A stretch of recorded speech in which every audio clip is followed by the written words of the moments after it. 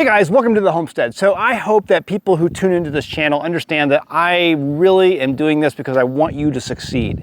There are things that I see people doing where I see, you know what, I've tried those things before, or I know other people who have tried those things and it didn't work out. And so that's kind of really my motivation in getting on this channel, and that's the way it's been from the beginning, is to kind of learn and see how things work and then share those experiences with you, but then at the same time be able to help people and say, hey, if this isn't working, this might be why, and here's a better alternative. I want you guys to succeed, and with what I believe is coming in this world today, I mean, I need you to succeed. We need to succeed. Like, there might be a time where you're not going to be able to go down to the grocery store and buy food. And so I've said before on my channel, growing your own food, like all of this, is like printing your own money. And so you're saving money, you're earning money, you are your own central bank. So all that to say, I saw somebody on X. If you're not following me on X, you need to go over to X and follow me on X. Well, I saw somebody on X who was sharing with me their experience, and that was growing in raised beds. And they wanted to know more about the ground cloth that I have here growing in my garden. And this is an organic ground cloth. There's no BPA, there's no phthalates, there's no PFAS, there's no microplastic nonsense that you get with a lot of other ground cloths that you might find in some of the big box stores. You have to stay away from those polyvinyls. Very bad for you, very bad for your ground. You don't want to have that. You don't want to use that. And so the system I get is from, here's the sheepies. Say hi to the sheepies. Hi, sheepies. We use the DeWitt ground cloth. It's an organic rated ground cloth, and it's made of polypropylene, okay? Polypropylene. So what we've been, they're all running around. We got a lot of babies right now. A lot of babies. Look at all the babies. And there's a whole bunch more that are coming around here. If you can see the one out there. It's nursing right now. Lots of babies right now, and they are bouncing around. They're having a great time exploring their environment out here. They would love to be in the garden because there's lots to eat right now, especially. So this person that I had seen on X was telling me that they wanted to maybe try my ground cloth. They were having a lot of issues with their raised beds. And right now, this year, they were using metal raised beds. And from my experience, from talking to a lot of people over the years, metal raised beds have a hard time working out and working out consistently, and here's the reasons why. Now, your mileage may vary. I'm not trying to paint with a broad brush here, but what I have found from people who use metal raised beds is they have a hard time keeping that soil moist, okay? The biggest downside to these things is that you have exposure on the sides and on the ends of these raised beds, and in the summer heat, the summer sun, and that metal, especially if it's made of metal, because nowadays some companies are making them out of composites, which is fine. Still not good in my opinion, but whatever. They're made of metal, you're using metal ones, and that heat and that summer sun is beaming down on that stuff, and it's just sucking the moisture right out of there. And your plants can't send their roots down fast enough to get the moisture before it's gone. So if you're a person who can maintain that and water it every single day, maybe multiple times a day, to make sure that soil stays moist, you're not going to have a problem. You're going to be okay. However, if life gets busy, and we all know life gets busy, and you all of a sudden find yourself without the time to water it today or tomorrow or maybe the next day, something comes up, some life emergency happens, and you're 3 days missing in action on those raised beds, they are going to suffer and your plants may not recover from it. I hope that makes sense.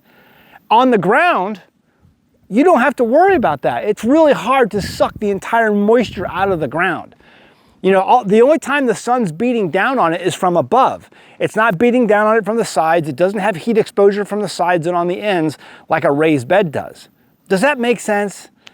And if you put something down like a ground covering, like either some sort of moisture barrier like wood chips or wheat straw or something like that, or even a ground cloth like this, now you're trapping the moisture down, you're keeping that moisture locked in even more. You know, people think because it's a black ground cloth that it actually dries the ground out faster. That's not true. It acts like a giant shade cloth over that ground, and it locks that moisture in. I can go 3, 4, 5 days without watering these plants, and they're still gonna be alive. They might be really thirsty, but they're still gonna be alive. And actually, if I go 2 or 3 days without watering them, what that does is that encourages them to send those roots down deeper in search of moisture, but that moisture will be there when it gets there to find it. I hope all of this makes sense. I want you to succeed. I want you to be a successful gardener. I want you to be able to grow food that your family will eat. Because really the reality is, once you pull stuff out of your garden and you eat that and you compare that to the taste and nutrition of what you buy in the stores, there's no comparison. So it's like, I want people to experience that level of, of difference, the level of contrast. It's a complete game changer, in my opinion. So, people out there who want to try raised beds, just know that you're going to have to be Johnny on the spot with the water, because in the heat of summer, you're going to struggle. If I'm wrong on this and you disagree, please leave a comment below. I'd love to hear your thoughts. The other thing that I'm going to tell you when it comes to raised beds is that if you noticed, every year your soil level gets less and less and less in that raised bed. Okay, so you have to continually add more stuff to it. Just like I do here on the garden. I've told you before, I do what's called lasagna layering. You know, I continually add rabbit manures or sheep manures. We keep our sheep locked up in a certain area all winter long, and just so I can come in if I need to and just scoop up with the tractor a whole bunch of their manure from their from where they're going to stay at for that winter. While they're eating their hay, they're going to poop and pee in that same area, and I'm just going to come in with the tractor, scoop it all up, and then dump it on the garden with a whole bunch of other things. My coffee grounds, my ground up eggshells, my wheat straw if I have it, if I can get it, rice hulls if I can get it, all kinds of different things. All kinds of different things I'm going to put on this layer on this garden, and that's going to build that soil back up, because all of the weight of the produce that you pull out of the ground, you've got to replace it with something. Something has to go back. And it's a lot easier for me to just dump and spread, you know, with a tractor, you know, than it is to go out to these raised beds and then try to put that back every year and then try to figure that out, because, you know, because you can't bring a tractor in a lot of these gardens with the raised beds because there's so many raised beds. Maybe you can, depending on how you have it laid out, might be able to figure that out, how to do that. But that's just, in my opinion, it's a little bit more of a high maintenance item that you're going to have to deal with having a raised bed garden than having, you know, something like, you know, like this. Well, I've said before on my channel too, when you walk on this, it feels like walking on a soft water bed. You know, your foot as you walk gives underneath the ground. If you're walking on your garden and it feels like you're walking on concrete, you've done something wrong. The reason it feels like you're walking on a waterbed in my garden is because there's living soil underneath there. There's microbes and fungus and all kinds of microbiology that's living, and insects working and worms digging, and all of this stuff is active and alive underneath here, and it keeps the ground soft. You know, if you have a dead soil, it's going to be hard.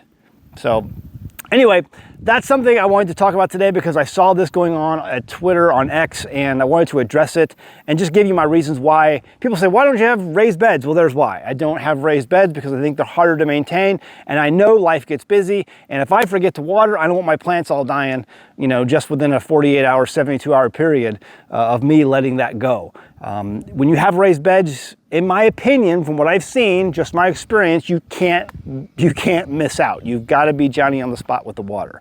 So I hope that makes sense. All right, we got a lot of stuff growing out here today. I am ready to harvest that corn, that far edge of corn over there. I am going to be doing a video over at patreon.com/AnAmericanHomestead. I've been doing a number of recipes from the Nero Wolfe cookbook. Nero Wolfe was a book series that was written by Rex Stout years ago, back in the 1930s. And it's a murder mystery series, but it's pretty clean, written back in the 1930s. Obviously, things weren't risque back then. And it includes a lot of food recipes because he was a definite foodie. And if you're a foodie, you would probably enjoy that. Back in 2000, early 2000s, there was a series that came out with Timothy Hutton and Mari Chaikin, for this series, and it was absolutely phenomenal. They made 2 seasons of it, and they included a lot of recipes. So what I've been doing is I have the Rex Stout cookbook, and for my patrons, I've been sharing certain things and making certain things from my homestead from that cookbook, and then sharing that with the patrons. And today we're going to be doing corn. So corn is coming up soon. That was a fun episode on that series. Murder is corny. And we're going to show you how Nero Wolf likes corn, and I'm also going to show you how I like corn. So if you're interested in that, head over to Patreon and I'll share that with you. There's lots of other great stuff over at patreon.com/American Homestead, link in the description below. A whole bunch of other things out there that you can benefit from. So check it out and consider joining for as little as $1 a month. I really appreciate that. And then also this near band of corn that's coming up here, this is going to be a dent corn variety that I'm going to be harvesting here soon. It's got a ways to go still, but the far backside is ready to go. I'm going to be getting that soon. So one more thing before we go, I wanted to share with you, we are not doing Teespring anymore. I'm not going to promote Teespring t-shirts anymore. They just take too long to get fulfilled. Some of you guys told me that, hey man, it was taking like 3 months to get the t-shirts in, and that's just ridiculous. So I have partnered with Sanctified Supply, and very soon they're going to have a dedicated page over there for an American Homestead, or basically just Zach Bauer, on all the shirts that I offer through Perfect Pickler, through American Homestead. We'll have the Farm Fresh Butt Nuggets. We'll have the best-selling shirt of all time, the Stupid Should Hurt shirt. People really love that one. And then also we'll have a couple other ones from Perfect Pickler, and then our Pets Make Me Breakfast shirt. That's always a popular one. People like that one too. So if you're interested, stay tuned. I will have all that information to you guys shortly on how you can get shirts over at Sanctified Supply. They will be printing all of our shirts from now on, including the ones that I will be going to events with and selling on site. So I will be at the next event. It's going to be in Marshfield, Missouri at the OZARK Homesteading Expo coming up early September. I hope to see you there. See you next time at the Homestead. Bye. Have you ever gone to a health food store and seen all those small bottles of probiotics in your cooler section? Man, can they be pricey. Are you really getting all you need to improve your gut health from those expensive bottles? How viable are they? Most of those products claim to give you between 8 and 15 strains of gut-healthy healing bacteria. Think of each strain of bacteria as a different factory in your gut. Each factory is responsible for breaking down that food in its own way. The more factories you have, the more the food is broken down and the easier the food is absorbed and digested by the body.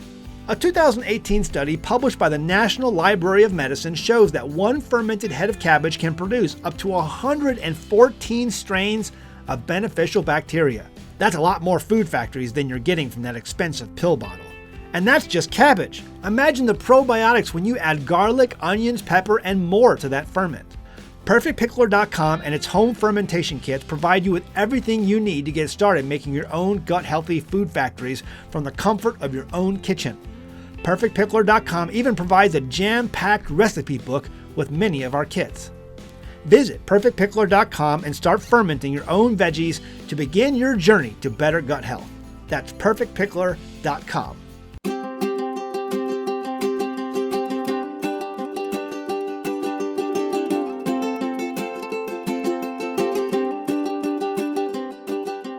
Hey guys, did you know you can become a patron of an American Homestead? They get access to private videos, and we send them gifts from the homestead that we make here on the homestead. And we also enter our patrons into special giveaways that are only available to them. And before you go, please check out these other great videos. Go ahead, click. I'll wait.